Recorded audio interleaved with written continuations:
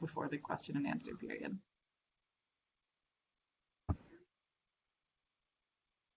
Great, so thank you all for calling in to learn about the options for pregnancy termination innovation. The link that you will see on this first page, grandchallenges.ca/programs/options initiative, is where you can find the full request for proposals as well as a long list of FAQs. So if you would like to follow along, I would recommend opening those up, and you'll find most of this information in documents. We'll start off by just giving you some background on Grand Challenges Canada for those of you who aren't familiar with the organization. We are one of the largest impact first investors in Canada, and we support bold ideas with big impact and provide a platform for innovation to overcome grand challenges. All of the bold ideas that we support use what we call integrated innovation, which you can see the diagram of on the right here. Integrated innovation is the integration of scientific or technological innovation, social innovation, and business innovation. So we look for all of these three things, or elements of all of these three things in all of the innovations that we support. While we recognize that depending on the type of innovation, some of them will be much more heavily focused on certain pillars of this, more so than others. We invest at both the seed and transition to scale level, with our seed awards being between 100 and 250,000 Canadian dollars, and our transition to scale grants being up to $1 million. And Grand Challenges Canada launched in 2010 and currently has a pipeline of over 1,000 innovations in more than 90 countries. And these come from our other programs that some of you may be familiar with. We have our Stars in Global Health program, our Saving Lives at Birth program, Saving Brains program, a recently launched humanitarian Grand Challenge, and we've previously had a global mental health program as well, and then our Transition to Scale program. The latest initiative that has just launched is the Options for Pregnancy Termination Initiative, or Options Initiative for short. And the goal of this initiative is to support bold ideas with big impact for women's and girls' access to safe abortion in low and middle income countries. We are seeking transformative approaches that put women and girls in control of where, when, and how they terminate their pregnancy. This initiative has two separate areas of focus. The first is looking for new approaches to increasing early access to existing abortion products and services. So that includes both medical abortion and the surgical MVA. And the second branch of the initiative is looking for entirely new methods of pregnancy termination that provide improvements over current approaches. We'll take a closer look at both of those now. The first area of focus is increasing early access to the manual vacuum aspiration and the medical abortion approaches that currently exist. What we're looking for here are innovations that overcome some of the most common barriers that women and girls in low and middle income countries face when trying to access safe abortion. So these barriers can be the availability of safe services, the availability of information, a stigma around abortion, the medicalization of abortion care, and economic barriers. So any innovations that can be implemented within the 18 to 24-month grant period in a low or middle income country that work to increase the number of trained providers or available services, improve access to information, normalize abortion and reframe abortion to combat stigma, decentralize or demedicalize abortion care, and reduce economic barriers would all be in scope. This list is not exhaustive, but these are some of the most common barriers. Moving on to the second area of focus of the RFP is more on the clinical side of things, looking for a brand new method of safe abortion. So we've listed here some criteria that we would look for in such a method. And before we dive into these, just want to point out that this is really describing the target product profile for the new method of safe abortion. So both preclinical and clinical stage innovations are eligible for funding, and the objectives within the 18 to 24-month grant period would be tailored accordingly depending what stage the innovation is at. But ultimately, these are the types of things that we would look for in the new method. First of all, a new method that might be able to be effectively administered at a later gestational age is something that would be of interest. Of course, the effectiveness at terminating pregnancy has to be there as well. And another big thing that we would look for in a new method is something that increases women and girls' ability to self-administer with greater autonomy and greater privacy. Increased ease of compliance would also be something of great interest for the new method. So for example, if we're looking at the current medical abortion protocol, this could mean a single pill administration, or being able to take all of the pills at one time, anything that makes the protocol easier for women and girls in low resource settings to comply with. A method with reduced side effects and pain, a method that has a strong stability profile for being used and shipped to low and middle income countries, something that is permissive within the existing regulatory frameworks. So, for example, drugs that have other primary indications, and something that would also be cost effective for women and girls in low and middle income countries.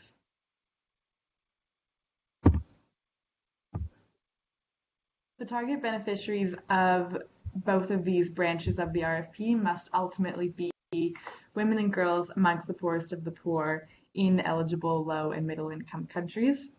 You can find the full list of World Bank classified low and middle income countries in the RFP in Appendix A. I believe it's on page 22.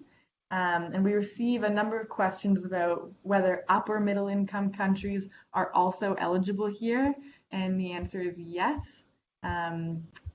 Both upper middle income and lower middle income countries are eligible, and we do not prioritize one over the other. So all low and middle income countries are equally eligible for funding. And within each of these countries, it is the responsibility of the applicant to ensure that they are in compliance with any applicable laws. In terms of the funding that we have available under this initiative, we will be awarding seed grants up to 250,000 Canadian dollars for a grant period of 18 to 24 months. Assuming that we receive a sufficient number of proposals of merit, we will be awarding about 20 grants this first round. We'll take a look now at some of the key eligibility criteria, which is where we get a lot of questions about this initiative. And the first one is an important one to understand, and it's about our geographic eligibility. So some of you may be familiar with Grand Challenges Canada's other programs where we can only fund innovators based either in Canada or in a low and middle income country. That is not the case with the Options Initiative. For this initiative, we are able to fund innovators worldwide, including innovators based in high income countries other than Canada.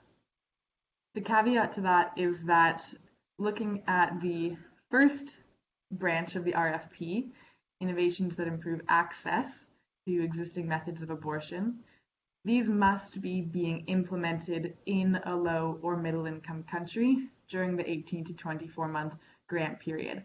So while the institution can be based anywhere worldwide, the implementation country must be a low or middle income country. The new method branch of the RFP is different because we expect these innovations to be at such an early stage and they might not yet be ready for implementation. So if your proposal is to develop and test a brand new method of safe abortion, and that testing is being done in, say, a lab setting in a high income country only at this stage, that is okay. as long as the ultimate target beneficiaries of the new method are women and girls in low and middle income countries. You are still eligible to apply for funding, even if the new method is being developed just in a high income country setting at this time. In terms of the languages that we can accept applications in, we can only accept and review applications submitted in either English or French. You may have seen that we have a brief RFP available in a few other languages on our website, but just want to make sure it's really clear that we can only accept applications either in English or French.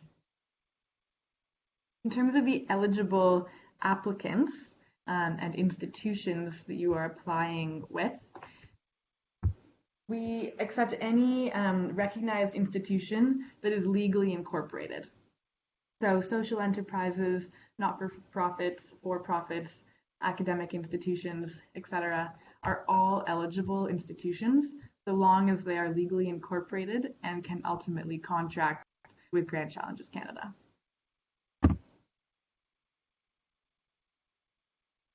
The proposed ideas must align with one of the two areas of focus that we've just gone over and the target beneficiaries. You will find a section in the RFP called What Grand Challenges Canada Will Not Fund, and this includes things such as purely capacity building initiatives or ongoing programmatic funding. Those are not eligible for GCC funding. The idea of these funds is that they're being used to develop and test the proof of concept of a new idea. An application can only have one project lead listed on it. So at this stage, we won't have co-PIs or co-leads listed on the applications, and the project lead must be affiliated with the institution from which the proposal is being submitted. That being said, an institution can submit as many applications as they want, so long as each application has a different project lead. And finally, it is the applicant's responsibility to obtain any necessary legal or regulatory approvals that they require in order to accept foreign grant funds. So for example, one that we see very frequently is innovators based in India need to have either prior permission or FCRA approval in order to accept grant funds, and it is the applicant's responsibility to make sure to have those necessary approvals. We'll take a look now at the application portal. If you've looked through the RFP, you will have noticed that we can only accept applications through our online Flux portal. We cannot accept applications by email or any other way. They have to go through this system.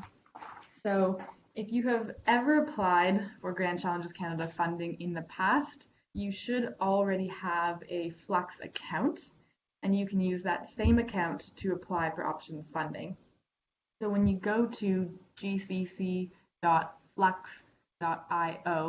you will come to this homepage, and if you have an account already, you can simply sign in on the left-hand side here.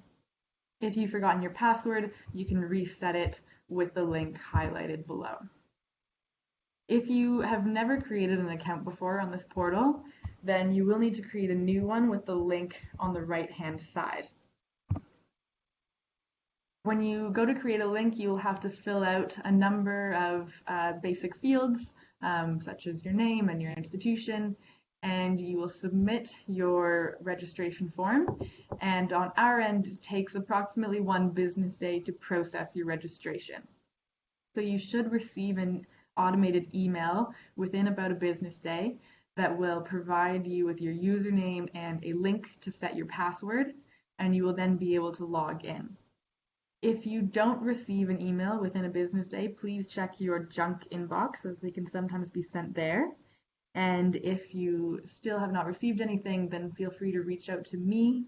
I'll have my email on the last slide of this presentation, and I will look into it for you and make sure to get you your login credentials quickly. Once you log in, this is what the homepage of the Flux portal will look like.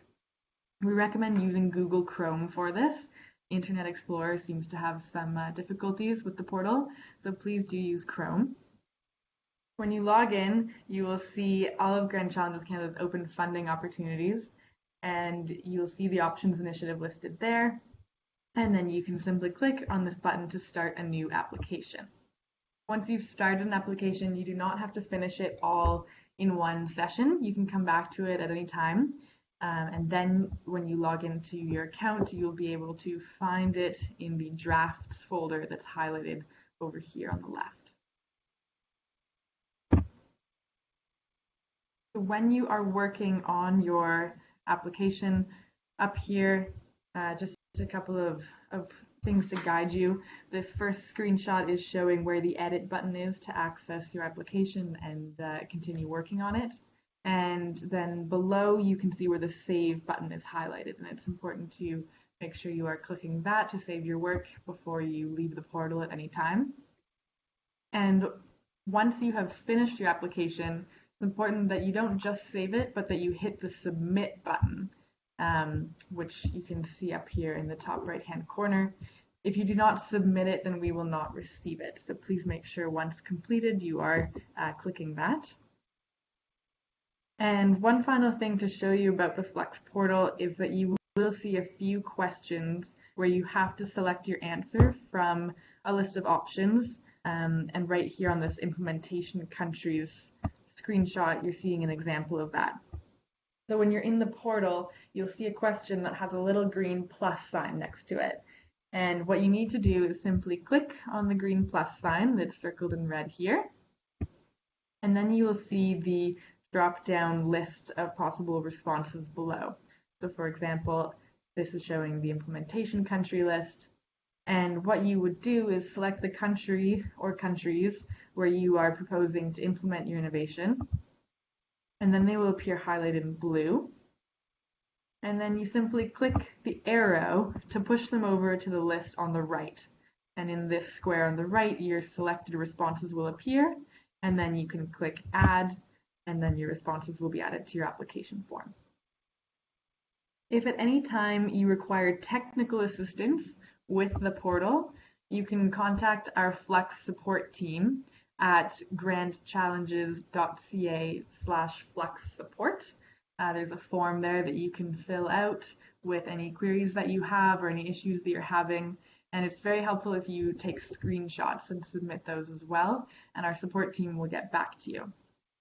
For any other questions that are not technical questions about the portal, for anything programmatic or any queries you have about the RFP, please feel free to reach out to me at info@optionsinitiative.org.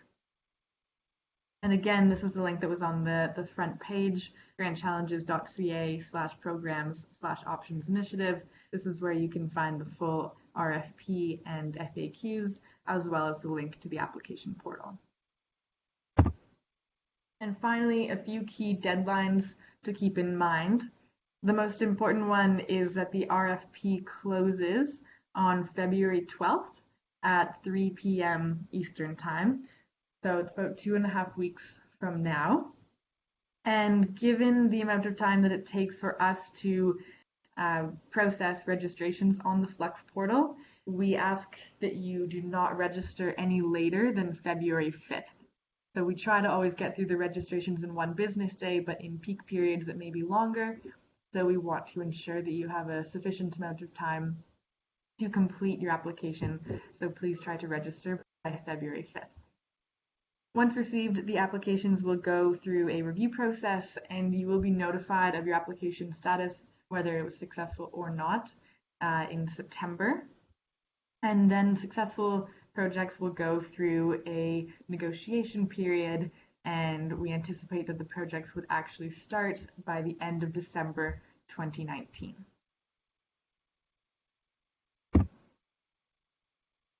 I'd like to open it up now to anybody who has questions. We'll start by going through the chat, but if you have questions on the phone, please feel free to unmute yourself and ask over the phone as well, and we can end the recording now.